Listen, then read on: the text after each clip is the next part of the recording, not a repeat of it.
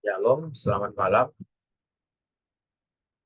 Perkenalkan nama saya Kaisar Rukun Sintrong, NIM 210022009, Prodi Teknik Mesin S1 Institut Teknologi Nasional Yogyakarta. Tujuan tugas ini dibuat sebagai tugas di mata kuliah Teknik Perawatan 1 yang didoseni oleh Bapak Insinyur Agustinus Agus Yayatun MT. Apa itu korosi?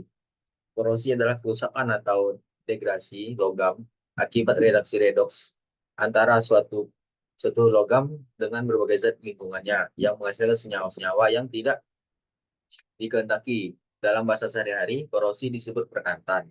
Contoh korosi yang paling lazim adalah perkantan besi. Pada peristiwa korosi, logam mengalami oksidasi, sedangkan oksigen udara mengalami reduksi. Karat logam umumnya ada yang berupa oksida atau karbonat. Rumus kimia karat besi adalah Fe2O3NH2O, suatu zat padat yang berwarna coklat merah. Korosi juga dapat diartikan sebagai serangan yang merusak logam karena logam bereaksi secara kimia atau dengan lingkungannya. Jenis-jenis korosi. Yang pertama, uniform attack, korosi seragam. Adalah korosi yang terjadi pada permukaan logam akibat reaksi kimia karena pH air yang rendah dan udara yang lembab sehingga makin lama logam makin menipis. Biasanya ini terjadi pada pelat baja atau profil logam homogen. Korosi jenis ini bisa dicegah dengan cara diberi lapis lindung yang mengandung inhibitor seperti gemuk. Untuk mencegah korosi yang terjadi, kita bisa melakukan yang pertama, untuk lambung kapal diberi proteksi katodik. B. Yang kedua, memelihara material yang tepat. C. Untuk jangka panjang pemakaian lebih diberi logam berbadan tembaga 0,4%. Yang kedua, pitting korosi atau korosi sumur. Adalah korosi yang disebabkan oleh komposisi logam yang tidak homogen, yang dimana pada daerah batas tipe korosi yang berbentuk sumur. Korosi jenis ini dapat dicegah dengan cara pertama, pilih bahan yang homogen. Yang kedua, diberikan inhibitor. Yang ketiga, diberikan coating dari zat agresif. Yang ketiga, korosi erosi. Korosi erosi yang terjadi karena kausan dan menimbulkan bagian-bagian yang tajam dan kasar. Bagian inilah yang mudah menjadi korosi.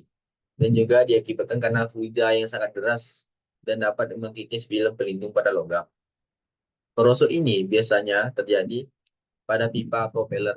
Korosi jenis ini dapat dicegah dengan cara yang pertama, pilih bahan yang homogen. Yang kedua, diberi coating dan zat agresif. Yang ketiga, diberikan inhibitor. Dan yang keempat, hindari aliran fluida yang sangat deras. 4. Galvanis corrosion atau korosi galvanis. Korosi yang terjadi karena adanya dua logam yang berbeda dalam suatu elektrolit, sehingga logam yang lebih anodik dan akan terkorosi. Korosi ini dapat dicegah dengan cara yang pertama, beri isolator yang cukup tebal hingga tidak ada aliran elektrolit. Yang kedua, pasang proteksi katodik. Yang ketiga, menambah inti korosiftor pada cairan. Yang kelima, stress corrosion atau korosi tegangan. Terjadi karena butiran logam yang berbentuk yang akibatnya karena logam mengalami perlakuan khusus seperti regangan atau ditekuk dan lain-lain. Sehingga butiran menjadi tegang. Dan butiran ini sangat mudah bereaksi dengan lingkungan. Korosi ini dapat dengan cara yang pertama diberi inhibitor, yang kedua, apabila ada logam yang mengalami stres, maka logam harus direlaksasi. Yang keenam, crevice corrosion, korosi celah. Korosi yang terjadi pada logam yang berdempetan dengan logam lain, diantaranya ada celah dapat menahan kotoran dan air, sehingga konsentrasi O2 pada mulut kaya dibanding pada bagian dalam, sehingga bagian dalam lebih anodik dan bagian mulut jadi katodik. Korosi ini dapat dicegah dengan cara yang pertama isolator, yang kedua dikeringkan bagian yang basah, yang ketiga dibersihkan kotoran yang ada. Yang ketujuh, korosi mikrobiologi. Korosi yang terjadi karena mikroba-mikroorganisme yang mengaruhi korosi, antara lain bakteri jamur, alga, dan protozoa. Korosi ini bertanggung jawab terhadap degradasi material di lingkungan. Pengaruh inisiasi atau laju korosi di suatu area mikroorganisme umumnya berhubungan dengan permukaan korosi, kemudian menempel pada permukaan logam dalam bentuk lapisan tipis atau biodeposit. Lapisan film tipis atau biofilm pembentukan lapisan 2-4 jam. Pencelupan sehingga berbentuk lapisan ini terlihat hanya bintik-bintik dibandingkan menyuluh. Korosi jenis ini dapat dicegah dengan cara. Yang pertama, memilih logam yang tepat untuk suatu lingkungan dan kondisinya. Yang kedua, memberi lapisan pelindung agar lapisan logam terlindung dari lingkungannya. Yang ketiga, memperbaiki lingkungan supaya tidak korosif. Yang keempat, pelindungan secara elektrokimia dengan anoda korban atau arus tandingnya.